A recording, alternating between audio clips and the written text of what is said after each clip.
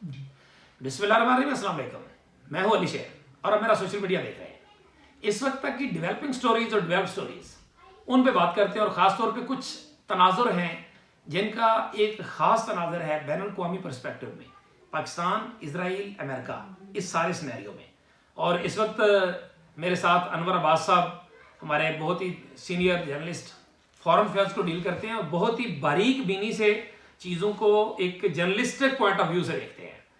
उस पे जो दो दूसरे टॉपिक्स हैं, इजराइल का तनाज़र और पाकिस्तान अमेरिका को कहां कहां कैसे कैसे हाजिरियां लगवा रहा है और अमेरिका को विन करने की मौजूदा इंतजामिया को कोशिश कर रहा है। ये चीज़ें जो है ना, ये अनवर अब्बास साहब से समझेंगे। पहले इब्तदाई तौर पे आपके सामने कुछ चीज़ें रख देते हैं। नंबर 1, आज पाकिस्तान में 23 मार्च 1940 की याद में योम पाकिस्तान मनाया गया। 23 मार्च 1940 की करारदाद पाकिस्तान जो थी, उसके हवाले से पाकिस्तान में अला सुबह तोपों की 31 तोपों की सलामी दी गई। वफाक में 21 तोपों की सलामी दी गई चारों सूबों में, और पूरे पाकिस्तान में जोशो जज्बे से जो है वो योम पाकिस्तान मनाया गया। एक तो उसकी बात, लेकिन इसमें खास बात ये कि वो जिसको कहते हैं ना उल्टे हाथ का थप्पड़ मारना, क्या आसफ अली जरदारी ने, शहबाज शरीफ ने, जिन पे केसेस बने हुए थे, जिनके मुकदमात की लिंकेजेस पूरी हुई थी, ओमनी ग्रुप जो इस सारे मामले में बहुत बड़ा किरदार था, उसके ख्वाजा अनवर मजीद जो है वो किरदार थे, और इनके आपस में पैसे किस तरह से आते थे, डॉलर घर को पैसे जाते थे, वो याद है आपको, यान अली उसके, इसी तरह शहबाज शरीफ साहब के। तो ये सारा कुछ आज इस तरह से रेवड़ियों की तरह बांटे गए हैं। ठीक है, बहुत से जो आज अवार्ड्स दिए गए हैं, कौमी एजाजात, वो जायज़ अच्छे लोगों को भी दिए गए हैं। मतलब मुराद सदपारा, वी सैल्यूट हिम, और भी बहुत से लोग, अच्छे लोग जिन्होंने खुद को शमले रोके, जिन्होंने और दहशतगर्दी में कुर्बानियां दी, पाकिस्तान आर्मी के अफसरान और जवानों ने कुर्बानियां दी, उस पर कोई इतराज़ नहीं है। लेकिन इतराज़ है तो किस पे? भुट्टो साहब को भी दे दिया, मान लिया, ठीक है, एक इज्जत देना मकसूद था, दे दी। ऐवान सदर में जरदारी साहब बैठे हुए थे, दे दी। सनम भुट्टो साहब ने वो अवार्ड वसूल कर लिया शहीद जुल्फ़िकार अली भुट्टो का, ओके। लेकिन जनाब, ये थप्पड़ किसके मुंह पे मारा जा रहा है? ओमनी ग्रुप के अनवर मजीद को अवार्ड दिया गया, डीसी इरफान मेमन को दिया गया, जो कि इलेक्शन कमीशन के कहने के बार कहने के बावजूद उनको ना हटाया जा सका है। हाई कोर्ट का एक हुक्म उनके खिलाफ कार्रवाई का आया, उसके बावजूद उनको जो है ना टस से मस ना किया जा सका। कम से कम थोड़ा सा गैर मुतनाज़ी कर लेते, चलो वो होंगे जो भी हो, लेकिन वो भी नहीं। डॉक्टर तौकीर शाह, जो शहबाज शरीफ वज़ीर आज़म, शहबाज शरीफ के वज़ीर आला होते हुए, अब वज़ीर आज़म होते हुए उनके एक तरह से पर्सनल स्टाफ अफसर है, अब मशीर है, उनको दिया गया। उस उमर फारूक को दिया गया जिसने वो इमरान खान की घड़ी वाले केस में दुबई से गवाही दी थी। तो फिर ऑनर चौधरी का क्या कसूर था, उसको भी दे देते। और जितने मुख्तलिफ लोग बोले हुए जिनसे प्रेस कॉन्फ्रेंस कराई थी, उनको भी दे देते। फिर जो इसको हमारे दोस्त हसन अयूब साहब, उनको भी दिया गया। हसन अयूब साहब की जो खिदमात हैं वो अब ज़ाहिर है वो किसी रिकॉर्ड पे, किसी कागज़ पे तो आनी चाहिए कि कौन सी खिदमात के जो है वो अवार्ड दिया गया। मकसद हसन अयूब को टारगेट करना नहीं है, मकसद ये है कि आपने अपने अच्छे दिए हुए अवार्ड जो है उनको मुतराजा किया। मैं अच्छे से क्या कह रहा हूँ, आमिर इब्राहिम एक किरदार है, काम करके दिखाया है।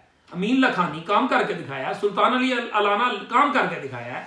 मुराद सदपारा काम करके दिखाया। बहुत से लोग, वो अजहर आब्दी जो तालीम के हवाले से बहुत अच्छे कॉलमिस्ट भी हैं, उस लिहाज से हैं, तो समझ आती है। लेकिन ये आपने ये सब कुछ करके असल में तो ये थप्पड़ उनके मुंह पे मारा है ना, जो इन सब के हवाले से केसेस बना रहे थे, बनवा रहे थे, सब कुछ कर रहा था। अब ये जो तुम्हारा हुस्न करिश्मा साज करे, अगर नहीं महसूस होता तो ना हो।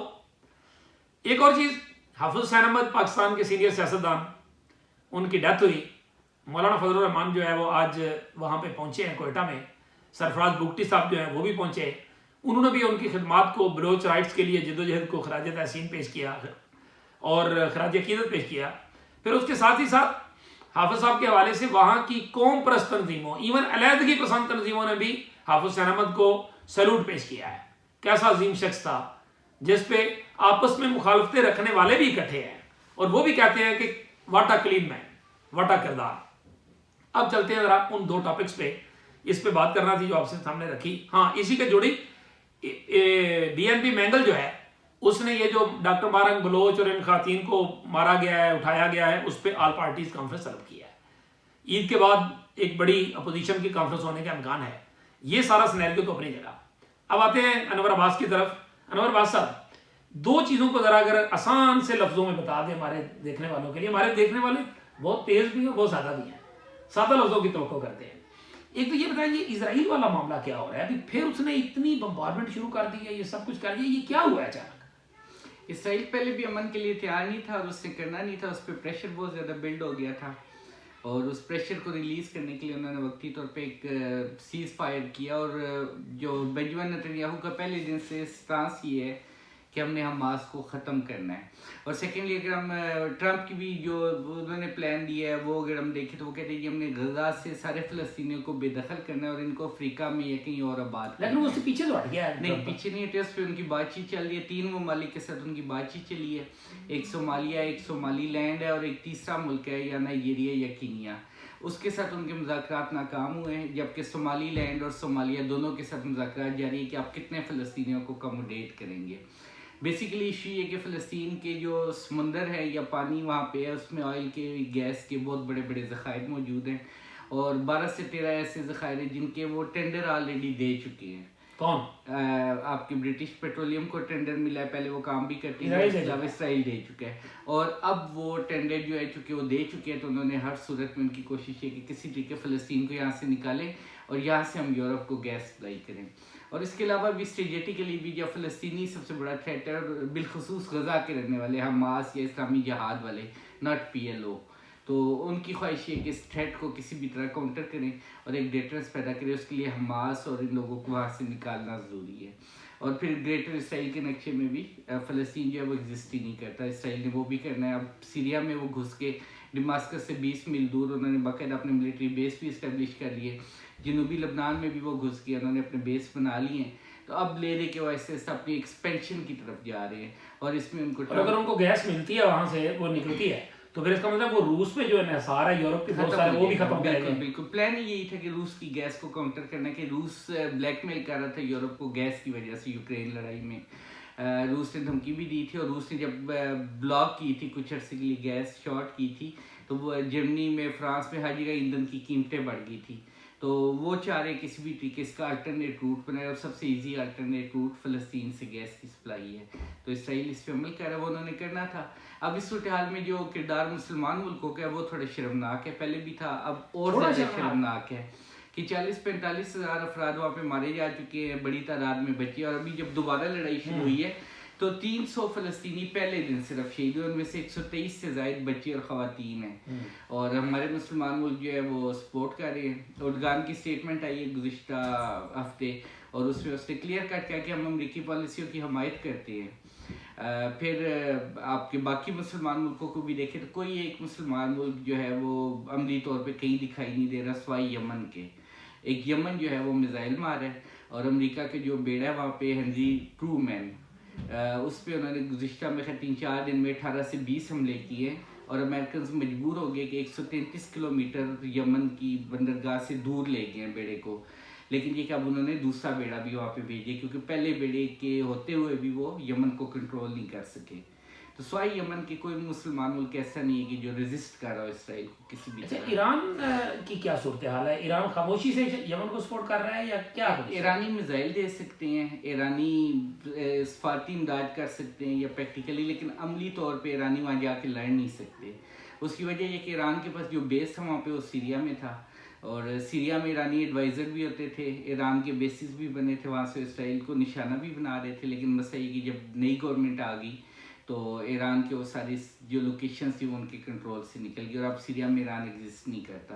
तो ईरानियों को अमली तौर पे बाहर निकाल दिया गया है फ़लस्तीन के इर्द गिर्द से। और वो जो खत लिखा गया है ईरान को, उसमें बेसिकली धमकियाँ, जी ट्रंप ने धमकियाँ दी हैं आयतुल्लाह ख़ामेनी को। वो खत लिखा गया और बेसिकली सख्त लहजे में उन्हें बताया गया कि 3 महीने के अंदर एग्रीमेंट कर लो वरना तुम्हारा बुरा हशर करेंगे। और ईरान ने भी अमली तौर पे एक तो इनकार कर दिया मुज़ाकरात से। वो कह रहे कि जी चूँकि पहले भी P5+1 मुज़ाकरात हुए और ट्रंप ने आते साथ सिर्फ एक कलम की जुम्बिश से पूरे एग्रीमेंट को ख़त्म किया, तो हम अमेरिका पे दोबारा एतबार नहीं कर सकते। तो ये सूरत आगे जाके एक तसादुम में भी तब्दील हो सकती है। अब डिपेंड करता है कि चूँकि ईरान और यमन के पास एक जो एज है थोड़ी सी, एक तो ईरान के पास प्रॉक्सीज़ हैं, प्रॉक्सीज़ की एज उसकी थोड़ी सी ख़त्म हो गई है, क्योंकि गुज़िश्ता लड़ाई में हिज़्बुल्लाह को इराक़ में, यमन में, हर जगह ईरानी प्रॉक्सीज़ को काफ़ी ज़्यादा नुकसानात हुए हैं। तो अब वो प्रॉक्सीज़ हैं लेकिन एग्जिस्ट करती हैं, लेकिन अब शायद वो उतनी ताकत में नहीं है। सेकंड, उनके पास ऑप्शन है कि यमन में उनके पास मंदब स्टेट है, अपना मंदब, और ईरान में उनके पास हुर्मस स्टेट है। अगर ये दो गुजरगाहें बंद हो जाती हैं, यहाँ पे निशाना बना दिया जाता है अमरीकी जहाज़ों को, बहरी जहाज़ों को, तो पूरे बहरी ना सिर्फ आमदोरफ्त मुतासर होगी बल्कि ऑयल की सप्लाई जो है वो पूरी दुनिया में इससे मुतासर होगी। तो अमेरिकन सिर्फ इस पॉइंट पे आके झिझके हुए अभी तक कि पूरी दुनिया में अगर ऑयल की सप्लाई मुतासर होती है तो ना सिर्फ अमेरिका बल्कि उनके इत्तेहादियों के लिए भी ये नाकाबिले बर्दाश्त है। और माजी में ईरान जो है अरामको को, ईरान बकौल यमन ने हिट किया था, लेकिन इल्ज़ामात ईरान पे आए थे कि अरामको जो सऊदीया की सबसे बड़ी ऑयल रिफाइनरी थी उसको हिट किया था और उसकी काफ़ी अर्से तक प्रोडक्शन बन रही थी। तो उन्हें इस वक्त जो थ्रेट है वो यमन और ईरान से सिर्फ तेल की सप्लाई के हवाले से है, और इसी वजह से वो चाह रहे कि मामला बातचीत से हल हो जाए। अदरवाइज ये कि तसादम अगर होता है तो वो अमेरिकन के लिए भी डैमेजिंग होगा, दुनिया के लिए भी। अच्छा, अब अगर हम उस इंटरनेशनल सिनेरियो से थोड़ा सा इंटरनेशनल और नेशनल सिनेरियो पे आ जाए, पाकिस्तान की क्या सूरत हाल है? आप फॉरेन ऑफिस कवर करते हैं, बहुत सी ऐसी चीज़ें होती हैं जो हमें सिर्फ तर्जुमान दफ्तर खारजा से सुनने को मिल रही होती हैं, लेकिन वो हमारे दिखाने के लिए होती हैं, उसके पीछे असल चीज़ें होती हैं। तो वहाँ पे क्या इस वक्त पाकिस्तान क्या अमेरिका को, अमेरिकी इंतजामिया को खुश करने या उनको मनाने या कहीं ये नाराज़ ना हो जाए, वो इस तरह की सिचुएशन में लगा हुआ? नहीं, पाकिस्तान का बहुत स्ट्रांग स्टैंस है फ़लस्तीन पर। वो जो एक वो पुराने लखनऊ में कहते हैं ना अब के मार, तो इस लिहाज से उन्होंने बड़ा स्टैंस रखा। हम बयान जारी करते हैं बाकायदा फ़लस्तीन के हक में। अच्छा। हम इमदाद भेजते हैं। अच्छा, ये ऐसे जस्ट बार थोड़ा सा इसी तरह अनवर की बात को आगे बढ़ाते हुए, उस दिन कौमी असम्बली में पूछा गया कि ये तनख्वाहदार तबके पे आपने बहुत टैक्स बढ़ा दिया है, तो वज़ीर ममलकत जो खजाना है उन्होंने कहा वज़ीर आज़म ने बहुत बार इस पे बात की है कि तनख्वाहदार तबके पे बहुत टैक्स बढ़ गया है, और वज़ीर आज़म मुसलसल इस पे बात कर रहे हैं, यानी बात से जो है वो आप खुश हो जाए। यही बयान से हम खुश हो जाए। तो हम बयान दे रहे हैं और हमने उन्हें कहा हुआ कि हम तस्लीम नहीं करेंगे। अच्छा, वक्त भेज सकते हैं साफियों के, लेकिन हम तस्लीम नहीं करेंगे। अच्छा, वक्त भेज सकते हैं क्या? हमने भेजा है, हमसे मुराद पाकिस्तान से गया, क्योंकि उसकी वजह ये कि पाकिस्तानी पासपोर्ट पे वाज़ेह तौर पे लिखा है कि ये इसराइल के अलावा पूरी दुनिया में काबिल कबूल है, लेकिन इस पे इसराइल का सफ़र नहीं किया जा सकता। अगर कोई इस पासपोर्ट पे इसराइल का सफ़र करता है तो वो स्टेट के कानून की खिलाफ वर्जी कर रहा है और उसके हवाले से कार्रवाई मस्ट बनती है। क्या कार्रवाई? और ये आपका तीसरा डेलीगेशन है जो कि अभी सहाफ़ियों का यहाँ से गया। तीसरा डेलीगेशन उन्होंने भेजा इसराइल में, और काफ़ी जर्नलिस्ट जो हैं वो उसमें शामिल थे। और ये एक शराका के नाम से एक NGO है जो इसराइल, आप कह सकते प्रो इसराइल NGO है, ये UAE में है, और बेसिकली इनका काम वस्ती एशिया और जनूबी एशिया को, इस लोगों को इसराइल के लोगों के करीब लाना है। इस सिनेरियो में क्या समझते हैं कि ये मतलब अगर आप कह रहे हैं तीसरा वफद है तो फिर जैसे चौथा भी क्या? चौथा तैयार है, चौथा के लिए तैयार है। ये गुज़श्ता दिनों स्टोरी की थी एक जर्नलिस्ट है इस्लामाबाद बेस्ड कुरतुल नैनी, और उन्होंने अपनी स्टोरी में अनीला अली जो कि उस NGO की वो नुमाइंदा या अहदेदार है उनसे बात भी की थी, और उन्होंने कहा हमारे चौथा डेलीगेशन तैयार है इसराइल के विजिट के लिए। मुझे समझ नहीं आती कि देखें 45,000 फ़लस्तीनी मर गए, बच्चे मर गए, औरतें मर गई, मुल्क तबाह हो गए, और इसके बावजूद हम लोगों में गैरत ही नहीं है। हमारा किबला अव्वल यहूदियों के पास है। चलो फ़लस्तीनियों बच्चे मार गए, सारा कुछ हो गया, लेकिन किबला अव्वल की तो हम थोड़ी सी शर्म कर सकते हैं कि ज़ुर पाक में साइड पे किबला रू हो के नमाज़ें पढ़ी हैं और हमारे इस्लाम में उसकी एक ख़ास मुकाम है। उसके बावजूद हमारे जर्नलिस्ट इतने ज़्यादा मरे जा रहे हैं कि ये इन जर्नलिस्टों को जो भेजा गया है इस पे कानूनी कार्रवाई क्या हो सकती है? वैसे कानूनी साइफर बहुत बड़ा वो था, तो साइफर हो गई थी, तो ये जो पाकिस्तान के पासपोर्ट पे और ये सारा होने के बाद में जाना इस पे रियासत पाकिस्तान कार्रवाई अगर करना चाहे तो क्या कर सकते? अच्छा, इसमें दो चीजें, एक तो ये कि पाकिस्तानी वो जर्नलिस्ट हैं जो कि कुछ जो डेलीगेशन में गए थे उनके पास दो दो पासपोर्ट थे, एक इंटरनेशनल पासपोर्ट है किसी और मुल्क का, एक पाकिस्तानी था। अच्छा। उस पर तो चलो मान लिया आप कार्रवाई नहीं कर सकते क्योंकि वो दूसरे पासपोर्ट को यूज कर रहे हैं। सेकेंडली, जिन जर्नलिस्टों के पास सिर्फ पाकिस्तानी पासपोर्ट है उनको भी इसराइलियों ने बचाने के लिए क्या तरीकेकार किया कि वो इस पासपोर्ट में कोई ना एंट्री होती है ना एग्जिट होती है, बल्कि ये लोग जॉर्डन जाते हैं और वहां से उनको एक पेपर दिया जाता है जिसको इसराइली स्टैंप करते हैं, ताकि आपके पासपोर्ट पे ना कोई मोहर लगे ना आपके पास कोई सबूत हो। अब ये हमारे कानून नाफिज करने वाले इदारों की जिम्मेदारी है कि वो पता चलाएं कि ये लोग कैसे गए और कैसे वायलेट किया। जब आपके मुल्क में एक लॉ है कि आप ग्रीन पासपोर्ट को यूज नहीं कर जब आप कह रहे हैं कि भेजा ही पाकिस्तान की रियासत ने है, नहीं, रियासत ने भेजा या नहीं वो तो एक अलग टॉपिक है ना, वो तो एक परसेप्शन है लोगों में कि जब तक रियासत ना चाहिए लोग नहीं जा सकते। चलो आगे आ जाते हैं। शरीफुल्लाह देने के बाद ट्रंप के वो जो यानी समझे कि ट्रंप के मुल्क रियाज एलन मस्क, बिल्कुल, उसकी स्टारलिंक को जो है वो लाइसेंस देने का असूली मंजूरी दे दी वज़ीर आज़म ने। ये दो चीजों को आप कैसे देखते हैं? वैसे तो ये हुकूमत जो थी, आपको याद है ट्रंप के बारे में क्या कहती थी? अमेरिकी ट्रंप, पाकिस्तानी ट्रंप, इमरान खान को पाकिस्तानी ट्रंप कहती थी, फिर वो ट्वीट शीट भी डिलीट किए, नहीं सॉरी। रिचर्ड ग्रेनल के। हाँ, तो अब ये जो सिचुएशन है पाकिस्तान किस हद तक उनको अमेरिका को खुश करने में लगा हुआ है? क्या स्टेप्स हैं ये? आप इन स्टेप्स को ये समझते हैं कि मतलब शरीफुल्लाह का दिया जाना, जो वो पहले आ भी गया कि वहाँ कॉन्फ्रेंस में कहा गया था कि ये करके दिखाओ, और उसके बाद दूसरा जो है ना ये मस्क को वो दे देना, अब वरना तो सिक्योरिटी क्लियरेंस के बड़े मसाइल होते हैं। ट्रंप ने जिस दिन ऑफिस संभाला था उसने पहली डायरेक्शन ये दी थी कि मुझे काबुल एयरपोर्ट पे हमले के मास्टरमाइंड चाहिए यहाँ पे, और उसने CIA को डायरेक्शन दी थी, और CIA के जो मौजूदा इंचार्ज हैं, जो हेड है, उसने जिस दिन ऑफिस संभाला था उससे सेकेंड डे अपने स्टाफ को कहा था कि हमें ये बंदा चाहिए शरीफुल्लाह, और आज शरीफुल्लाह वहाँ पे, नो डाउट वो एक दहशतगर्द है या उसने जो भी किया गलत किया, लेकिन पाकिस्तान और अमेरिका के दरमियान कैदियों के तबादले का कोई बाज़ाब्ता एग्रीमेंट अभी पिछले दिनों बिल पेश किया है, अभी पास भी नहीं हुआ, नहीं अभी मौजूद ही नहीं है एग्रीमेंट, और इसके लिए खास इंतजाम किए गए। बाकायदा अमरीकी जो जस्टिस डिपार्टमेंट के लोग भी आए और बाकायदा उन्होंने कागजी कार्रवाई पूरी की ताकि किस तरह से हमने शरीफुल्लाह को लेके जाना। बेसिकली पाकिस्तान कोशिश कर रहा है कि किसी तरीके अमेरिका उसके पीछे खड़ा हो जाए, और पाकिस्तानी मौजूदा हुकूमत के लिए जो खतरा है वो बानी पीटीआई है जो कि इस वक्त जेल में, और उन्हें ये डर था कि ये ना हो कि ट्रंप होते होते घूम फिर के